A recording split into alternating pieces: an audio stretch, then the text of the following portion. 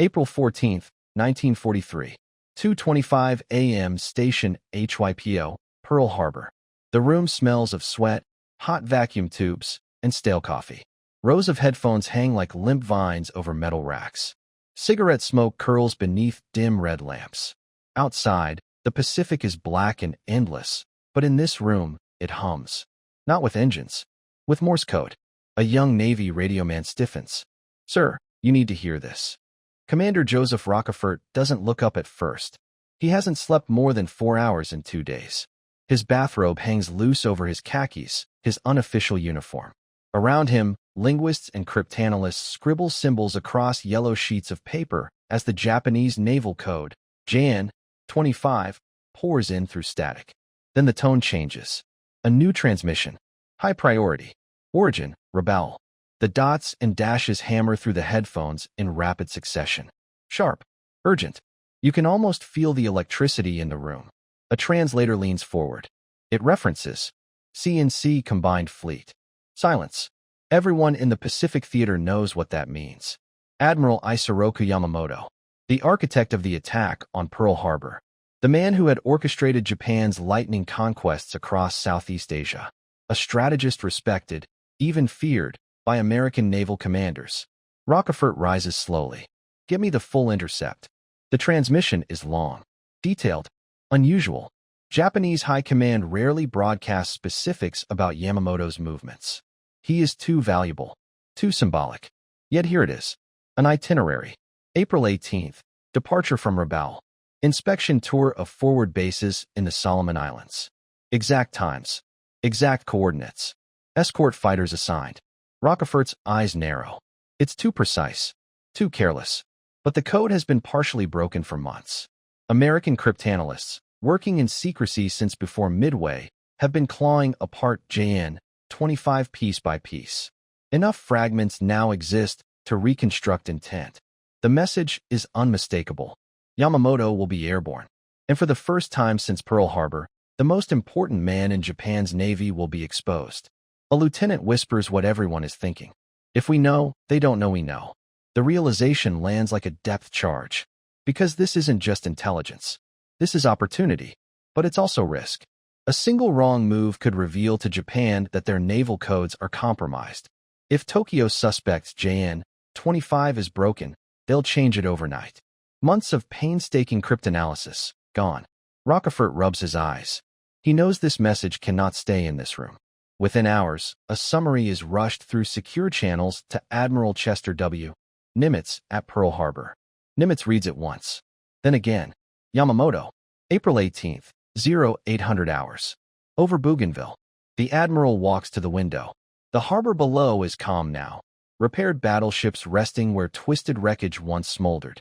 14 months ago, Yamamoto's plan had brought this fleet to its knees. Now fate has handed them something unimaginable. A chance to strike back. But killing Yamamoto would not just be revenge. It would be assassination. And if the Japanese learned how the Americans knew, the war in the Pacific could change overnight. Nimitz picks up the phone. Get Washington. Thousands of miles away, in the White House, a decision is about to be placed before President Franklin D. Roosevelt. The question is simple. Do you kill the enemy's greatest admiral, knowing it could expose your greatest secret? Back in Station HYPO, the radio continues to hiss. Another confirmation transmission comes through. Same schedule. Same coordinates. No mistake. The signal is real. And in 4 days' time, Yamamoto will board a Mitsubishi G4M Betty bomber, trusting the sky to protect him. What he doesn't know? The sky is already listening. The decision to kill. Washington, D.C., April 16th, 1943. Late afternoon.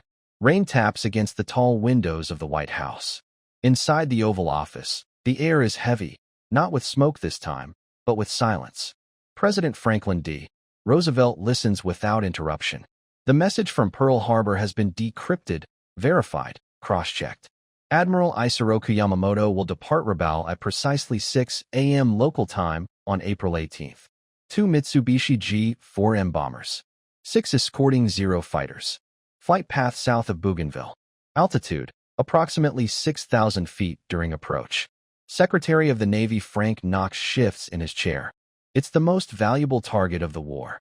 Across the table, Army Chief of Staff George C. Marshall folds his hands.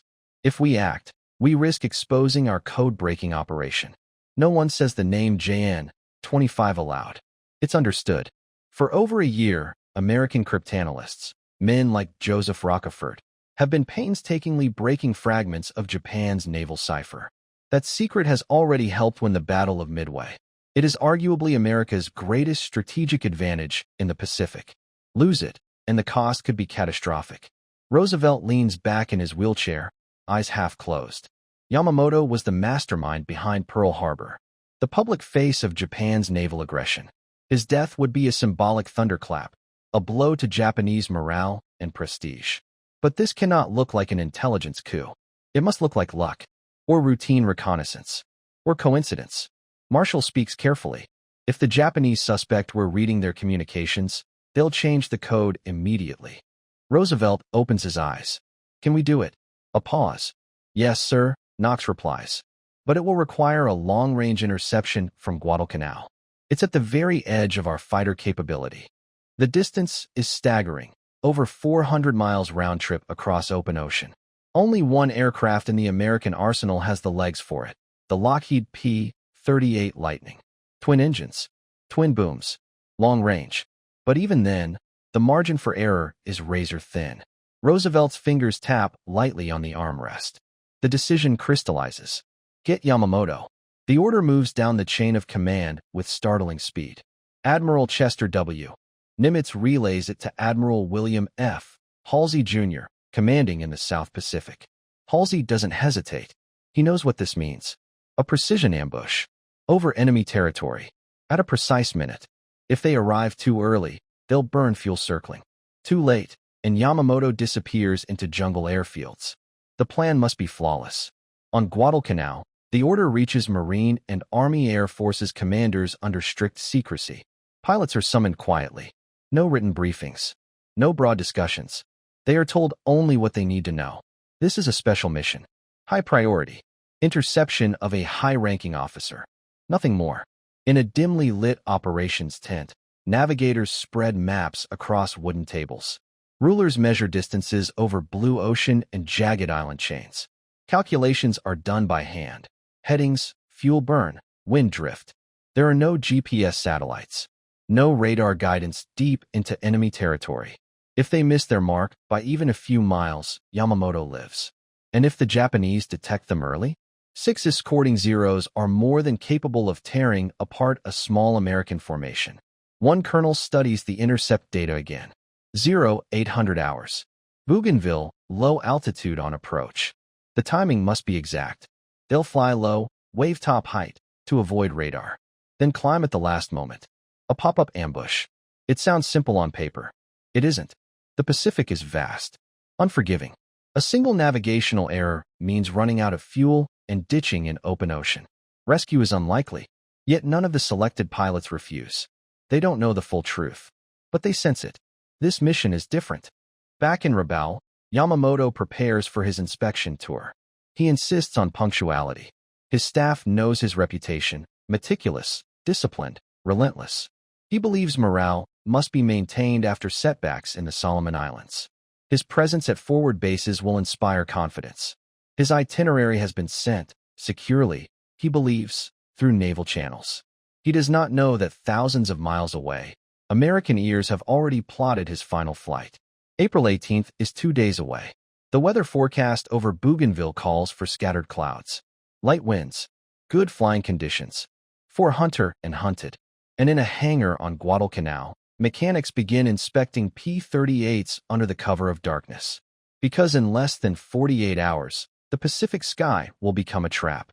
3. The longest 400 miles. April 18th, 1943. 7:25 a.m. Henderson Field, Guadalcanal. The engines ignite like cannon fire. 16 Lockheed P-38 Lightnings sit trembling on the coral runway, twin propellers biting at the humid Pacific air.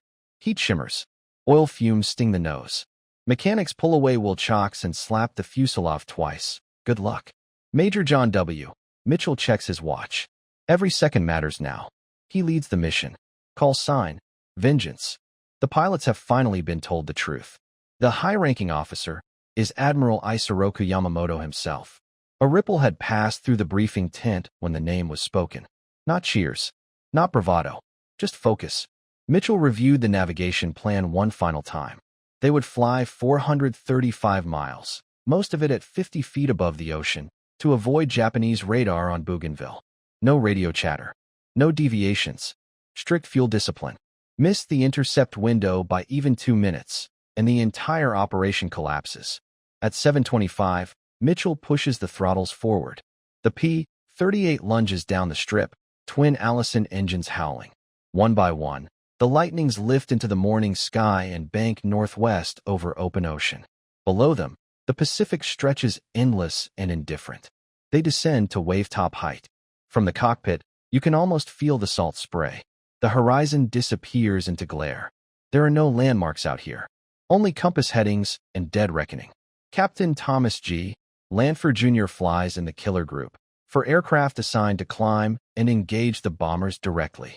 Beside him, Lieutenant Rex T. Barber scans the sky through polarized goggles. No one speaks. Fuel gauges tick downward. Every 15 minutes, Mitchell checks his watch, then the compass, then the coastline faintly emerging in the distance. Bougainville. They are exactly on time. It's almost eerie. At 9:34 a.m., as calculated from the intercept, Mitchell signals the climb. The lightnings pull up from the deck in a smooth, rising arc engine strain. The formation splits, cover group high, attack group lower. And then, there, two dark specks against the morning sky. Right on schedule. Two Mitsubishi G4M Betty bombers flying in loose formation. 6 A6M0 fighters weaving protective arcs around them. The precision is chilling. They have arrived at the exact minute Yamamoto's schedule predicted. For a split second, disbelief flickers through the American formation. It worked. Mitchell doesn't hesitate. He signals attack. The P-38s dive. Japanese escort pilots react instantly, peeling off to intercept. Tracers streak across blue sky. The Pacific morning explodes into chaos. Lanford banks sharply and climbs toward the bombers. He fires a burst at an approaching zero, then veers upward again. The sky is a spinning kaleidoscope of silver wings and red Hinomaru roundels. Below him, Barber commits. He lines up on the trailing bomber, Yamamoto's aircraft, though he does not know it yet. The Betty begins evasive maneuvers, banking left, descending toward the jungle canopy of Bougainville. Its twin engines leave faint contrails in the humid air. Barber squeezes the trigger. For .50 caliber machine guns and a 20mm cannon erupt in thunder. Tracer rounds walk across the bomber's right engine. Smoke, then flame. The G4M shudders. Inside, Yamamoto sits upright in full dress uniform, white gloves folded neatly. He had insisted on wearing his service attire for the inspection tour. There is no panic reported from the crew, only a rapid descent. Barber stays on the target, firing again. The left engine ignites. The bomber rolls slightly, losing altitude fast. For a moment, it seems it might stabilize. Then it dips below the treetops and disappears into the jungle. A second bomber is attacked and forced down near the coast. The entire engagement lasts less than 10 minutes. 10 minutes to alter the course of a war. Fuel alarms begin blinking in American cockpits. Mitchell signals withdrawal. They cannot linger. They are deep in enemy territory, nearly out of gas. As the P-38s race back toward Guadalcanal, no one speaks over the radio. Did they get him? They saw a bomber fall. They saw fire. But the jungle swallowed the truth. Behind them, smoke rises faintly above Bougainville's canopy. Somewhere in that wreckage lies either the body of Japan's most important admiral, or proof that the mission failed. And in Tokyo, the combined fleet is about to realize something is terribly wrong. For the aftermath in the jungle. April 18, 1943. Midday. Bougainville Island, Solomon Islands. The jungle is still, almost unnaturally so. Birds call once, then fall silent. Leaves hang heavy with morning dew. Smoke curls lazily from a small clearing, where the twisted remains of a Mitsubishi G4M Betty lie smoldering. Inside the wreckage, there is no mistaking it. Admiral Isoroku Yamamoto is dead. A white-gloved hand protrudes from the cockpit window, motionless. His staff officers, trained for emergency, are either dead or gravely wounded. A Japanese rescue party arrives hours later, dragging the survivors and Yamamoto's remains back toward their lines. In Tokyo, the news hits like a thunderclap. Imperial Navy officers stare at coded dispatches blinking across the teleprinters. Yamamoto gone. The news spreads from the combined fleet headquarters like wildfire. Panic mixes with disbelief. How could the architect of Pearl Harbor, the strategist who seemed untouchable, fall from the sky? Back at Station HYPO, Pearl Harbor, Rochefort hears the initial confirmation. He does not celebrate. The room remains tense, the red lamps casting long shadows across exhausted faces.